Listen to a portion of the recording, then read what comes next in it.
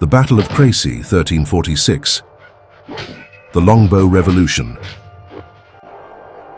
August 26, 1346. Northern France. The 100 Years' War raged. King Edward III of England entrenched his weary army upon a sloping hill near Crecy. They were outnumbered, exhausted, but determined. Arrayed in disciplined ranks, Welsh and English longbowmen strung their bows, their arrows like black rain waiting to be unleashed. Across the battlefield, King Philip VI of France advanced with overwhelming cavalry, resplendent in armor, banners fluttering defiantly. Yet Edward's strategy was revolutionary, a defensive stand built upon discipline, terrain, and the terrifying power of the longbow. History was about to witness a transformation in the art of war.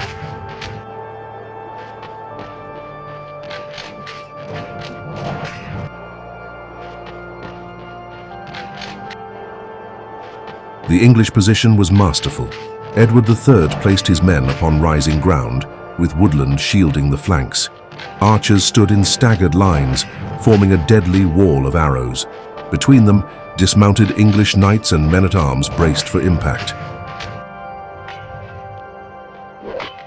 Edward's young son, the Prince of Wales, later called the Black Prince, commanded one division, his first test of leadership. The English camp was weary from days of marching, yet calm determination filled the air. The French, believing in knightly valor and overwhelming numbers, underestimated this careful preparation. Crecy would soon reveal that discipline and strategy could shatter even the mightiest chivalric charge.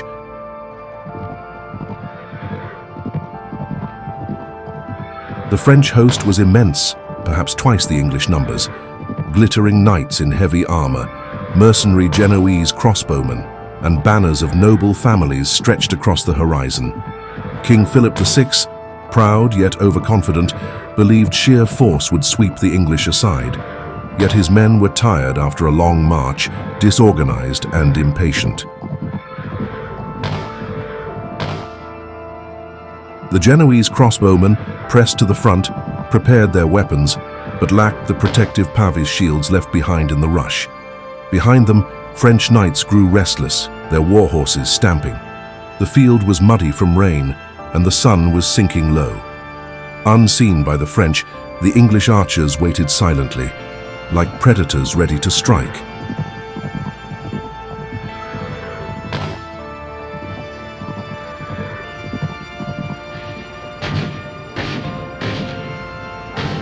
Edward raised his hand. Signaling silence. The English archers steadied, their bows drawn tight, arrows nocked in anticipation. Across the valley, French horns sounded. The Genoese crossbowmen advanced, their commanders urging them forward. Yet when they loosed their bolts, the range was short, their shots weak against the English position. At once, Edward's archers answered.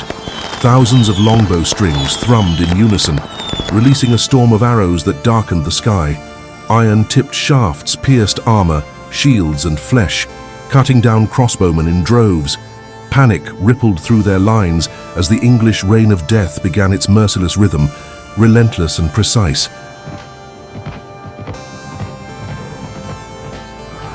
The French knights were enraged. Seeing the Genoese falter and retreat, they charged forward recklessly, trampling their own allies under hooves. Shouts of desperation filled the air as crossbowmen were crushed beneath armored destriers.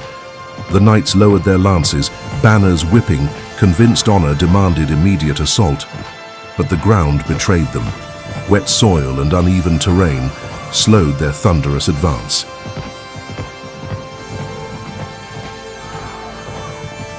Edward's longbowmen loosed again. Arrows struck with deadly accuracy, piercing visors, killing horses, unseating riders. French chivalry, glittering but heavy, became a death trap. The once proud charge dissolved into chaos, a wave of steel colliding with a storm of arrows.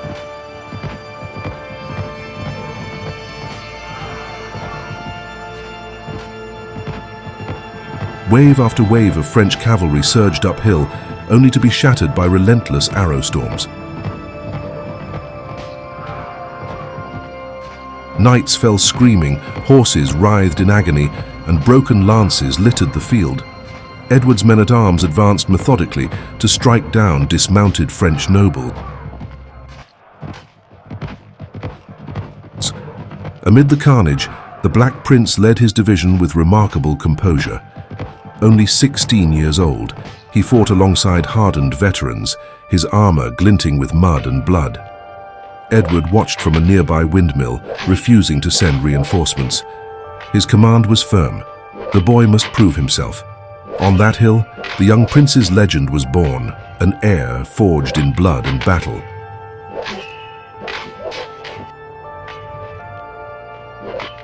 The French tried to regroup. Trumpets called fresh divisions forward. New knights spurred into battle, determined to break English resolve. Yet every charge ended the same, a deadly hail of arrows breaking momentum before steel could strike. The hillside became a graveyard, littered with shattered shields and broken lances. The screams of men and horses drowned out commands. Even the noblest knights, bound by honor, could not withstand the invisible wall of shafts. Meanwhile, English archers calmly replenished their quivers, laughing grimly as they watched armored titans fall.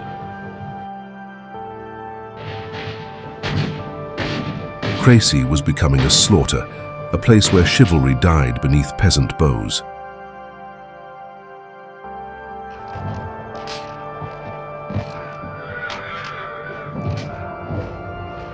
King Philip VI himself entered the fray. Dressed in golden armor, he rode at the head of his household knights, determined to inspire courage. Yet even royalty was not safe from the longbow. Arrows struck his horse, forcing him to retreat in humiliation. Around him, French nobles died in droves, counts, dukes, and bannerets. The flower of French chivalry was being mown down like wheat before the scythe. Edward's windmill vantage point gave him perfect control.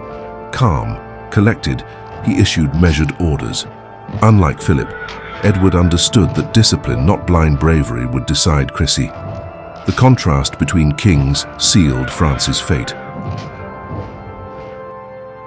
By late afternoon, the battlefield was drenched in blood. Thousands of French lay dead or dying, their armor dented and pierced. The stench of death mixed with smoke as discarded banners burned. Edward's archers shifted their lines, keeping volleys steady.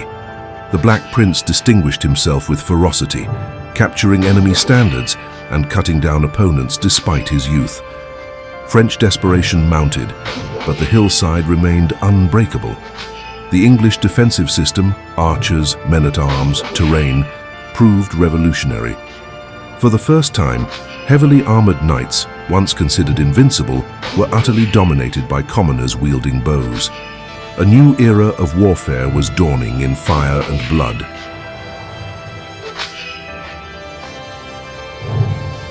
As dusk descended, the French launched one final desperate assault. Exhausted, battered yet blinded by pride, their knights hurled themselves into the storm of arrows. Horses collapsed mid-gallop, knights stumbled over corpses, and confusion spread like wildfire. Edward's forces, steady and resolute, cut them down methodically. The sun set crimson, reflecting upon blood-stained steel. King Philip, wounded and humiliated, finally ordered retreat. The battle was lost, his army shattered beyond recognition. Behind him lay the corpses of thousands of nobles, the pride of France extinguished. Edward's gamble had succeeded. Crecy had proven that strategy and technology could defeat sheer numbers.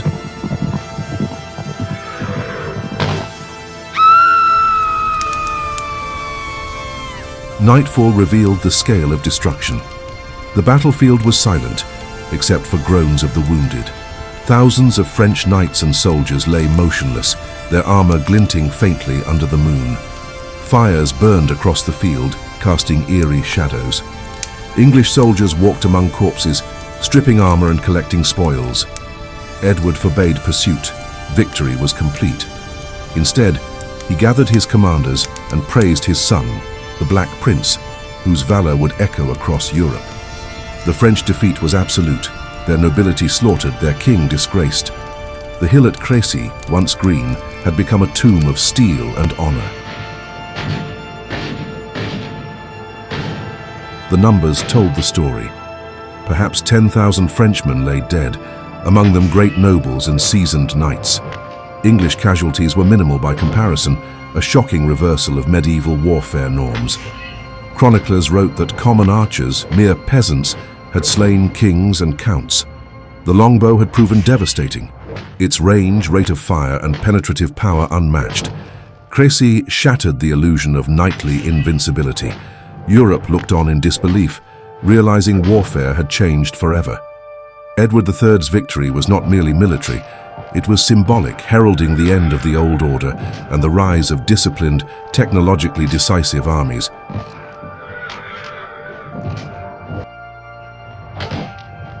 Edward's army rejoiced, but discipline remained. They knew the campaign was far from over. Marching north, Edward secured his supply lines and advanced toward Calais, the next great prize. The victory at Crecy gave England enormous leverage in the war. Messages raced across Europe, of a boy prince proving himself in fire, of French nobility annihilated, of common bowmen changing history. The Black Prince was knighted on the battlefield, his reputation sealed. For Edward, Crecy became proof that England, though smaller, could challenge France through strategy, innovation, and resilience. The longbow would remain England's deadliest weapon for decades to come. For France, Crecy was humiliation. Noble families mourned their dead, their power weakened. The myth of knightly supremacy was shattered, and doubt spread through the kingdom. Philip VI, once confident, now faced ridicule and political crisis. His subjects questioned leadership. His enemies smelled weakness. The battlefield loss was not just military, it was psychological, shaking faith in the entire feudal order. Peasant bowmen had brought down the mighty. Crecy marked a turning point, foreshadowing decades of struggle, rebellion, and renewed warfare. It was not the end of France, but it was a scar that would never heal. The Battle of Crécy entered chronicles and legend. Monks, scribes, and poets spread tales of the longbow's supremacy and the Black Prince's bravery. Songs celebrated Edward's cunning and mocked French arrogance. The story carried across Europe, shaking military traditions. Italian mercenaries, German princes, and Spanish kings studied the lessons of Crecy. No longer could noble blood guarantee survival. No longer could knights dominate without fear. Warfare was democratized, one arrow at a time. Edward's gamble was more than a victory. It was the unveiling of a new age, where discipline and technology ruled the battlefield over blind valor. But the Black Prince's reputation soared. Across Europe, whispers spread of a teenager who commanded men like a seasoned general. His blackened armor, scorched by battle, gave him his legendary name. For England, he symbolized strength, unity, and divine favor. For France, he embodied humiliation. His rise foreshadowed future victories, including Poitiers, where French kings would again kneel before him. At Crecy, he had passed his father's test, showing not only courage but wisdom in command. His legend was immortalized, not just in chronicles but in the psyche of medieval Europe. A boy had become a warrior prince.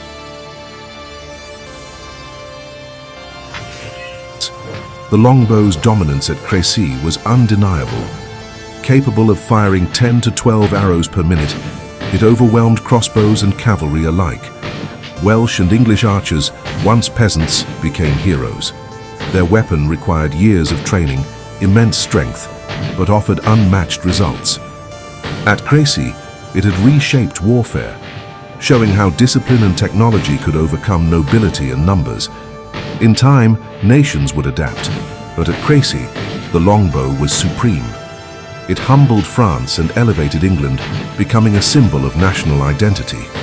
For centuries, its legend endured as the weapon that turned the tide of history. Strategically, Crecy was a masterpiece. Edward chose his ground wisely, controlled his men strictly, and exploited the weaknesses of his enemy. French arrogance, lack of discipline, and disregard for terrain became fatal flaws. The clash represented more than numbers. It was about leadership. Edward's patience contrasted Philip's rashness. Crecy demonstrated how foresight and planning outweighed impulsive courage. It became a textbook for commanders, studied for centuries.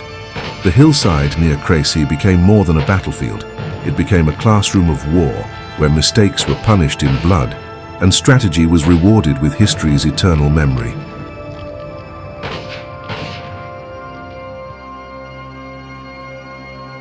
The dead of Crecy told the tale. French nobles, once proud, now corpses in armor, symbolized the fall of old chivalry. The battlefield, littered with corpses, became a grim monument to change. Chroniclers noted how peasants triumphed over kings, arrows over lances, patience over pride. Crecy was not merely a victory, it was a revolution in how wars were fought. Its echoes would shape battles for generations, influencing Poitiers, Agincourt, and beyond. In every arrow loosed at Crecy, history bent toward a new age, where strategy reigned supreme and arrogance perished in blood and mud.